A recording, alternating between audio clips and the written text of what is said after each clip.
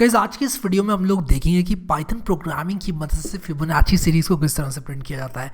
अगर आप लोगों को ये सवाल मिलता है कहीं पर कि फिबोनाची सीरीज़ कैसे प्रिंट की जाए, तो आपका पहला सवाल ये होना चाहिए कि फिबोनाची सीरीज़ होती क्या है। तो फिबोनाची सीरीज़ की विकिपीडिया अगर आप लोग खोलो तो आप लोगों को वहाँ पर देखने को मिलेगा कि भाई सिंपल सी यहाँ पर ये एक सीरीज़ है जिसमें कि fn = fn-1 + fn-2 होता है। पहला टर्म 0, दूसरा टर्म 1 और उसके बाद आपको पिछले दो टर्म को जोड़ के सीरीज़ बनानी है।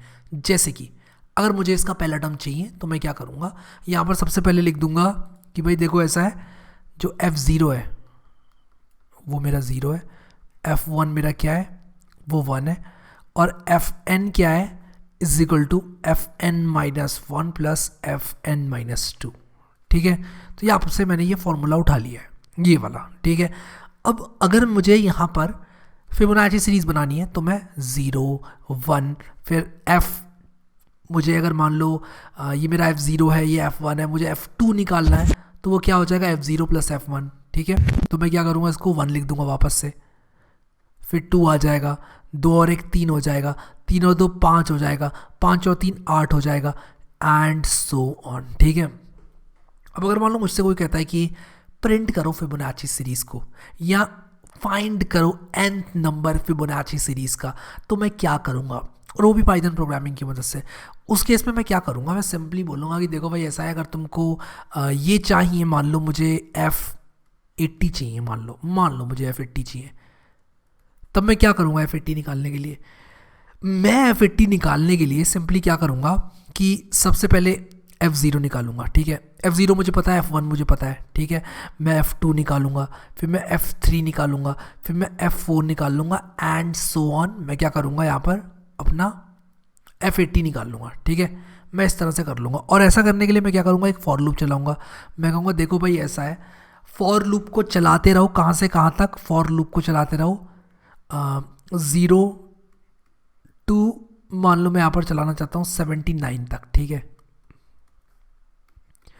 और मैं यहाँ पर क्या करूँगा, मैं प्रीवियस को लिख दूँगा, प्रीवियस = हो जाएगा fi, और यहाँ पर प्रीवियस का भी प्रीवियस, यानी कि PRE 2 बार प्री लिख दिया मैंने यहाँ पर, प्रीवियस का प्रीवियस की स्पेलिंग थोड़ी गलत लिख दी है, तो मैं यहाँ पर एक काम कर सकता हूँ, इसको 2 बार प्रीवियस लिख दूँगा, मैं प्रीवियस लिख दूँगा, यानी कि ये वाला टर्म। तो मेरा प्रीवियस अगर f1 है तो मेरा प्रीवियस क्या हो जाएगा, f0 हो जाएगा। ठीक है, और मैं यहाँ पर कह दूंगा ये हो जाए मेरा fi+1।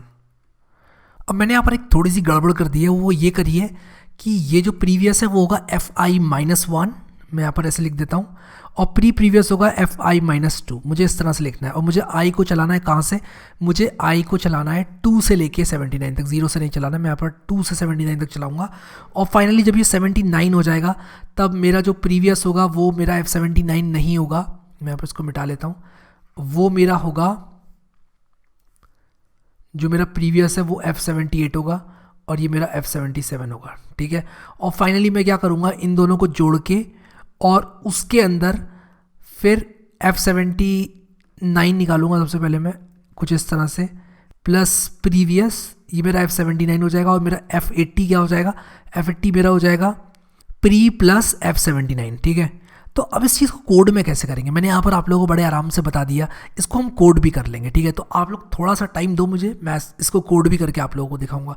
लेकिन मैं यहाँ पर रिकर्सिव अप्रोच के बारे में बात करना चाहूँगा, और रिकर्सिव अप्रोच में क्या होगा ये आप लोगों को बताना चाहूँगा। तो मैं यहाँ पर पेन का कलर चेंज कर रहा हूँ और आपको रिकर्सिव अप्रोच बताऊँगा। मान लो मुझे f8 कैलकुलेट करना है। ठीक है, और मैं इसके लिए क्या कर रहा हूँ, रिकर्सिव अप्रोच लेना हूँ। जब मैं रिकर्सिव अप्रोच लेता हूँ तो मैं कहूँगा कि भाई देखो ऐसा है, f8 निकालना है तो f7 निकाल लो और f6 निकाल लो। ठीक है, फिर मैं कहूँगा f7 निकालना है तो f6 निकाल लो, और उसी के साथ साथ f5 निकाल लो। सिमिलरली मैं f6 के लिए बोलूँगा f5 निकाल लो और f4 निकाल लो। ठीक है, तो जब मैं ये काम कर रहा हूँ तब होगा क्या कि देखो मैं f6 को 2 बार कैलकुलेट कर रहा हूँ। क्या मुझे ये मेहनत करने की ज़रूरत है? नहीं, लेकिन उसके बाद भी मैं f6 को 2 बार कैलकुलेट कर रहा हूँ। अगर मैं यहाँ पर इन नंबर को इस तरह से जोड़ता चला जाऊँ, जैसे कि मैं इस इटरेटिव अप्रोच में आप लोगों को बता रहा था, तो मैं बड़े आराम से f80 तक पहुँच जाऊँगा। ठीक है, अब देखो ये काम मैं अगर एक बार करता हूँ, 0 और 1 को जोड़ता हूँ, रिजल्ट में फिर वापस से 1 जोड़ता हूँ, फिर इस तरह से अगर मैं ऐसे इनको ऐड करता जाऊँ तब मैं बड़े आराम से वैल्यू निकाल लूँगा। अगर मैं रिकर्सिव अप्रोच फॉलो कर रहा हूँ तब क्या प्रॉब्लम है वहाँ पर? तब प्रॉब्लम ये है कि मैं एक ही चीज़ को 2 बार निकाल रहा हूँ, यानी कि जो मेहनत मैं यहाँ कर रहा हूँ मैं यहाँ पर वापस से रिपीट कर रहा हूँ। इसीलिए रिकर्शन हर बार अच्छा नहीं होता है और फिबोनाची सीरीज़ की केस में रिकर्शन बिल्कुल भी अच्छा नहीं होता है, ठीक है। अब हम लोग यहाँ पर क्या करेंगे कि जल्दी से चलेंगे विजुअल स्टूडियो कोड में और इस चीज़ को जल्दी से कोड कर लेते हैं। तो मैंने यहाँ पर जो भी आप लोगों को इटरेटिव अप्रोच अभी बताया उसको मैं कोड करूँगा और आप लोगों को एकदम क्लियरली समझ में आएगा। और यहाँ पर जब मैं कोड करूँगा तो आप लोग देखना कि मैं फिबो आइटर यहाँ पर या फिर मैं fibo.py लिखता हूँ, ठीक है। और इसके अंदर मैं 2 फंक्शंस बनाऊँगा। एक तो मैं फिबोनाची आइटर बनाऊँगा और एक मैं बनाऊँगा फिबोनाची का रिकर्सिव, ठीक है। तो एक तो मैं ये बनाऊँगा फिबोनाची का इटरेटिव अप्रोच वाला फंक्शन और एक मैं यहाँ पर बनाऊँगा फिबोनाची का रिकर्सिव अप्रोच वाला। यहाँ पर मैं if name equals to main लिखूँगा क्योंकि मेरी स्क्रिप्ट यहाँ से स्टार्ट हो रही है। अब मैं यहाँ पर क्या करूँगा कि कोई भी नंबर है तो मैं यूज़र से कहूँगा कि एंटर अ नंबर और उसके बाद उसको मैं इंटीजर में भी टाइप कास्ट करूँगा क्योंकि मैं चाहता हूँ कि यूज़र जो भी नंबर एंटर करे उसको मैं इंटीजर में कन्वर्ट कर दूँ, क्योंकि ये एक स्ट्रिंग के तौर पर इनपुट को लेता है। जब भी आप इनपुट फंक्शन यूज़ करते हो तो आप इंट यूज़ करोगे तो ये इंटीजर में टाइप कास्ट हो जाएगा। अब जो मेरा फिबोनाची का इटरेटिव अप्रोच है वो इनफैक्ट रिकर्सिव पहले करते हैं क्योंकि रिकर्सिव थोड़ा सा आसान है। रिकर्सिव में क्या करना है, आपको सिंपल रिकर्सिव कॉल देनी है। आप यहाँ पर ये कहो, देखो ये दोनों n लेंगे, ठीक है, जहाँ n क्या है 0 से स्टार्ट हो रहा है। इफ n इक्वल्स टू 0 तब आप क्या करोगे, आप रिटर्न क्या कर रहे हो, आप कह रहे हो कि अगर n की वैल्यू 0 है तब रिटर्न कर दो 0, ठीक है, ये वाला। और n की वैल्यू 1 है तो रिटर्न कर दो 1, ठीक है। तो यहाँ पर मैं लिखूँगा एल्स इफ और मैं यहाँ पर लिख दूँगा else if n equals to 1 return कर दो, क्या रिटर्न कर दो, 1 रिटर्न कर दो, ठीक है। तो 1 है तो 1 रिटर्न कर दो और 0 है तो 0 रिटर्न कर दो। तो मैं यहाँ पर इस चीज़ को ऐसे भी लिख सकता हूँ कि इफ़ n इक्वल्स टू 0 और 1 रिटर्न n, ठीक है, क्योंकि ये उसी चीज़ को रिटर्न कर रहा है जो चीज़ इसको दी जा रही है 0 और 1 के केस में, ठीक है। तो यहाँ पर एल्स इफ नहीं होता है, पाइथन में एलिफ होता है, ठीक है। तो ये चीज़ आप लोगों को ध्यान रखनी है। वरना क्या करो, बाकी अदर केसेस में रिटर्न कर दो फिबो रिकर का n-1 प्लस फिबो रिकर का n-2। क्या किया मैंने यहाँ पर, मैंने रिकर्शन का इस्तेमाल किया, मैंने खामोशी से फॉर्मूला फिट कर दिया, ये वाला खामोशी के साथ फिट कर दिया मैंने फॉर्मूला आराम से। क्या ये काम करेगा? ऑब्वियसली ये काम करेगा, ठीक है।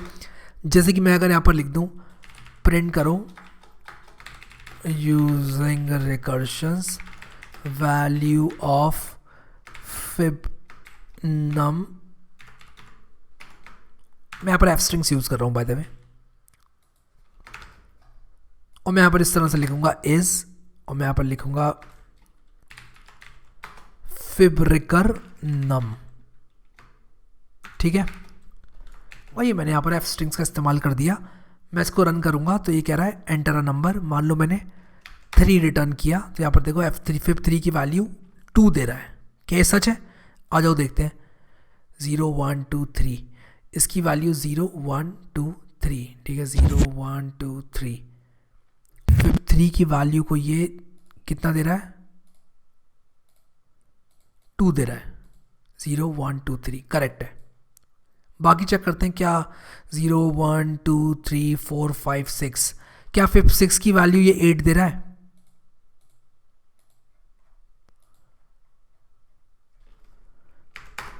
हाँ दे रहा है, तो फंक्शन सही काम कर रहा है, ठीक है।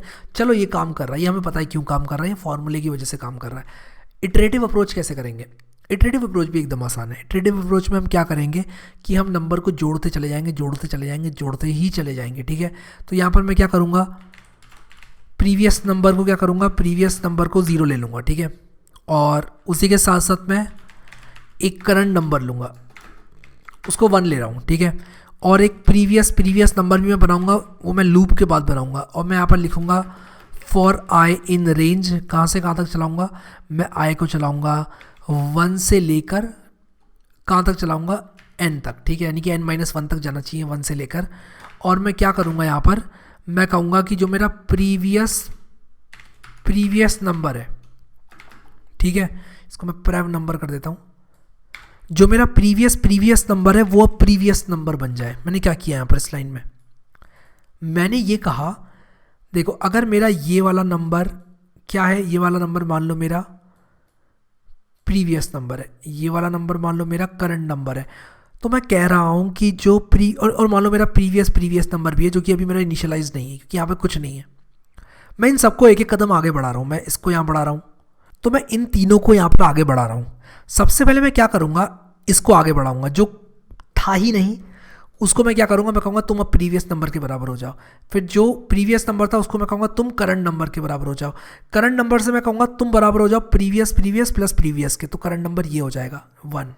ठीक है, समझ रहे हो आप लोग यहाँ पर मैंने क्या कहा, मैंने पहले जो 0 था मेरा, ये मेरा प्रीवियस था, ये मेरा करंट था। ठीक है, ध्यान से समझो आप, 0 मेरा प्रीवियस था, 1 मेरा करंट था। ठीक है, उसके बाद मैंने क्या कहा, मैंने कहा एक प्रीवियस भी मैं बना रहा हूँ, उसको अब मैं 0 कर दे रहा हूँ, प्रीवियस को 1 कर दे रहा हूँ, और करंट को मैं इवैल्यूएट कर ले रहा हूँ नेक्स्ट नंबर और उसके बराबर कर दे रहा हूँ।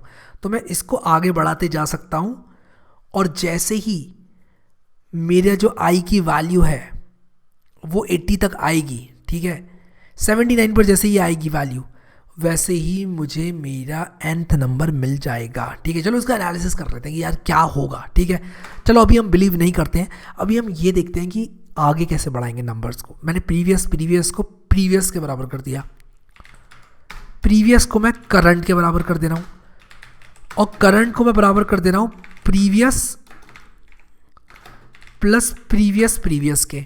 ठीक है, तो मैं यहाँ पर सिंपली क्या करूँगा, मैं यहाँ पर अगर n की वैल्यू मान लो 2 है, मान लेते हैं 2 है, तो ये सिर्फ 1 के लिए चलेगा। ठीक है, यानी कि ये काम एक बार होगा, और मैं वही चाहता हूँ एक बार हो ये काम। ठीक है, तो अगर मैं इसको n-1 तक चलाऊँ, 1 से लेके n-1 तक चलाऊँ इसको, तो मेरे हिसाब से मेरा काम हो जाना चाहिए। ठीक है, तो अगर मैं यहाँ पर रिटर्न करता हूँ करंट नंबर, तो मेरी फिब की वैल्यूज़ सही आ जानी चाहिए। ठीक है, तो मैं यहाँ पर अभी फिबोआइटर यहाँ पर यूज़ करूँगा, और यहाँ पर मान लो मैंने 5 लिखा, तो देखो दोनों की वैल्यूज़ यहाँ पर 5 आ रही हैं। ठीक है, फिबोरेकर भी 5 रिटर्न कर रहा है, और ये भी 5 ही रिटर्न कर रहा है। ठीक है, अगर मान लो मैं इसकी जो वैल्यू है वो 7 के लिए यहाँ पर डालूँ, तो ये देखो 13 रिटर्न कर रहा है, ये भी 13 रिटर्न कर रहा है। क्या 5 की वैल्यू, फिब 5 की वैल्यू 5 होती है, 0 1 2 3 4 5, yes.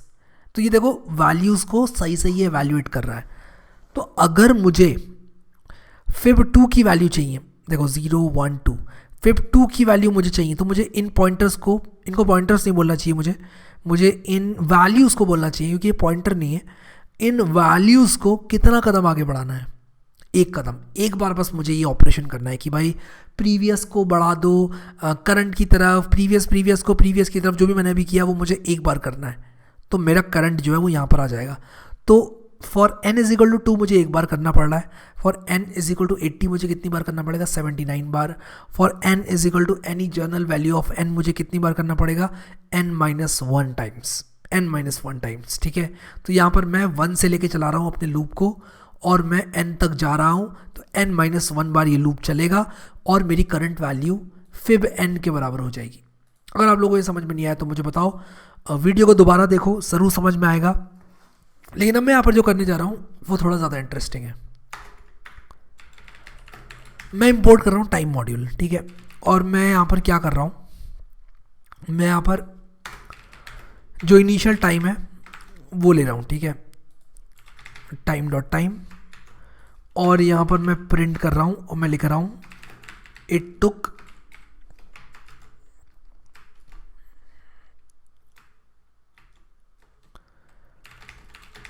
time minus init seconds. ठीक है, यानी कि मैं टाइम निकाल रहा हूँ कि इसने कितना टाइम लिया। तो अगर मान लो मैंने इसको 6 के लिए चलाया, तो इसने इतने सेकेंड्स लिए, देख लो आप लोग। ठीक है, तो अगर मैं इसको रन करता हूँ अभी सिर्फ रिकर्सिव के लिए, तो अब मैं क्या करूँगा, इसको एक बहुत बड़ी वैल्यू ऑफ n के लिए चलाऊँगा। तो मैं इस प्रोग्राम को रन करता हूँ और नंबर की वैल्यू मैं दे देता हूँ 23, और यहाँ पर देखो 23 के लिए ये फिब रिकर्सिव चला, इतने सेकंड लिया इसने चलने के लिए। अब मैं यही काम यहाँ पर इटरेटिव की मदद से करूँगा। मैंने यहाँ पर इटरेटिव लिख देना चाहिए। यही काम मैं इटरेटिव की मदद से करूँगा और सेम नंबर में डालूंगा 23। तो आप लोग यहाँ पर देखो फिब 23 के लिए ऑलमोस्ट 0 सेकंड्स ले रहा है और रिकर्सिव के लिए इसने कितने सारे सेकंड्स लिए। अगर मैं थोड़ा नंबर बढ़ा भी दूँ, ये थोड़ा राउंड करके टाइम बता नहीं पा रहा है, अगर मैं यहाँ पर 99 भी कर देता हूँ तो ये देखो इसने इतना टाइम लिया इटरेटिव अप्रोच ने। अगर मैं यही चीज़ रिकर्सिव के लिए रन करूँ तो मैं यहाँ पर 99 अगर डालूँ तो आप लोग देखो ये कितना टाइम ले रहा है, बहुत टाइम ले रहा है। 99 मैंने जैसे ही लिखा इसमें अभी भी चल ही रहा है, देख रहे हो आप लोग, मतलब अभी भी चल रहा है। और ये कितना कम टाइम इसने लिया, ये वैल्यू को इवैल्यूएट करने के लिए इतना कम टाइम लिया, ठीक है। और इसने मेरे बहुत सारे सेकंड्स खा लिए हैं ऑलरेडी और अभी भी ये चल ही रहा है। तो आप लोग देख रहे हो कि ये जो फिबोनाची का रिकर्सिव प्रोग्राम है वो कितना परफॉर्मेंस वाइज बेकार है, जो रिकर्सिव अप्रोच है। और इटरेटिव अप्रोच ने देखो काम कितने आराम से कर दिया। ऐसा क्यों हुआ? क्योंकि ये एक काम को, सेम काम को कई बार कर रहा है। देखो इसने F8 जब निकाला तब F6 को एवेल्यूएट करा, ये F6 की वैल्यू जो इतनी सारी एवेल्यूएट होगी अभी नीचे, वो यहाँ पर ये काम फिर से कर रहा है। और इस तरह के बहुत सारे ये रिपीटेटिव कैलकुलेशंस करेगा और उसकी वजह से देखो ये अभी तक रिटर्न नहीं हो पाया है। अभी तक ये फंसा हुआ है कैलकुलेट करने में फिब 99 की वैल्यू को। और अगर यहाँ पर मैं टास्क मैनेजर में आ जाऊँ तो यहाँ पर देखो ये अभी तक अटका हुआ है, यहाँ पर मेमोरी भी खा रहा है बहुत सारी। और ये इसलिए मेमोरी खा रहा है क्योंकि अभी क्या है ना कि इसने जो स्टैक बना रखी है अपने फंक्शन की, उसमें सारे वेरिएबल्स इसके हैं और मेमोरी खा रहा है। हर फिब की जो कॉल है जो रिकर्सिवली लग रही है वो मेमोरी खा रही है। और यहाँ पर देखो ये रिटर्न होने का नाम ही नहीं ले रहा है, अभी तक ये रिटर्न नहीं हुआ है। तो आप लोग देख सकते हो कि इतनी सारी मेमोरी इसने लॉक कर रखी है। और तो मैंने इसको जो है कैंसिल कर दिया प्रोग्राम को, क्योंकि बहुत सारा टाइम ले रहा था ये। और यहाँ पर देखो ये लिख के आ रहा है previous line was repeated 85 more times, यानी कि ये जो मैंने कीबोर्ड इंटरप्ट दिया इसने बहुत सारी जो स्टैक की कॉल्स थी उनको कैंसिल किया। और जैसे कि आप लोग यहाँ पर देख सकते हो, अगर आपको आवाज़ आ रही होगी, मेरे CPU फ़ैन की बहुत तेज़ आवाज़ आ रही थी अभी, तो इसीलिए जो है कुछ ऑप्टिमाइजेशंस होते हैं छोटे छोटे जो कि हम लोगों को कर लेने चाहिए अपने पाइथन प्रोग्राम्स में। तो हमारा जो रिकर्सिव प्रोग्राम है वो यहाँ पर जो है बहुत सारा टाइम ले रहा है, इटरेटिव प्रोग्राम जो है वो कम टाइम ले रहा है। क्योंकि इटरेटिव प्रोग्राम में हम क्या कर रहे हैं, इनको जोड़ते चले जा रहे हैं, जोड़ते चले जा रहे हैं, जोड़ते चले जा रहे हैं। और यहाँ पर हमने एक प्रीवियस बनाया, एक प्रीवियस बनाया और एक करंट भी हमने बनाया, ठीक है। तो एक करंट भी हमने बनाया और फाइनली जो करंट की वैल्यू थी, अब यहाँ पर इसको कैलकुलेट करने के बहुत सारे अप्रोचेस हो सकते हैं। मैंने ये अप्रोच अपनाया, लेकिन आप किसी और कैलकुलेशन से भी, जैसे मैं पहले ब्रेनस्टॉर्मिंग कर रहा था, अगर आप लोगों ने वीडियो देखा शुरू में, तो मैं कुछ ब्रेनस्टॉर्मिंग यहाँ पर करने की कोशिश कर रहा था। लेकिन फाइनली मुझे रियलाइज़ हुआ कि यार मैं अगर 3 वैल्यूज़ ले लूँ और इसको आगे बढ़ाऊँ तो मैं सीक्वेंशियली इसको आसानी से कैलकुलेट कर पाऊँगा। सो आई होप कि ये वीडियो आपको पसंद आएगा और आपने इससे सीखा होगा कि हर बार रिकर्शन अच्छा नहीं होता है। आप लोगों को हर बार एनालाइज भी करना है कि आपका प्रोग्राम एक्चुअली क्या कर रहा है, ठीक है। अभी के लिए इस वीडियो में इतना ही गाइस। अगर आप लोगों ने पाइथन प्रोग्रामिंग की प्लेलिस्ट एक्सेस नहीं करी तो उसको ज़रूर कर लेना। पाइथन का कोर्स भी है चैनल पर और पाइथन का प्रैक्टिस प्रोग्राम की प्लेलिस्ट तो आपको करनी ही है एक्सेस। अगर नहीं करी है आपने तो सीखना है शुरू से पाइथन आपको, तो कोर्स है पूरा मेरा, आप देख सकते हो। ज़रूर इसको जो है आप एक्सेस करके और देखो, करो कंप्लीट कोर्स, आप लोगों को कॉन्फिडेंस फील होगा, I can guarantee you that. और प्रैक्टिस करनी है तो ये पूरी प्लेलिस्ट है, इसमें मैंने बहुत कूल प्रोग्राम बना रखे हैं, जैसे कि ऑटोमेटिक पर डिविजन है, पासवर्ड जनरेटर। आप एक्सप्लोर करो, मैं बस ये बोलूँगा आपको एक्सप्लोर करो आकर आप प्लेलिस्ट सेक्शन को, आपको बहुत अच्छा लगेगा। सो अभी के लिए इस वीडियो में इतना ही guys. Thank you so much guys for watching this video. इस वीडियो को लाइक करना बिल्कुल मत भूलना and I will see you next time.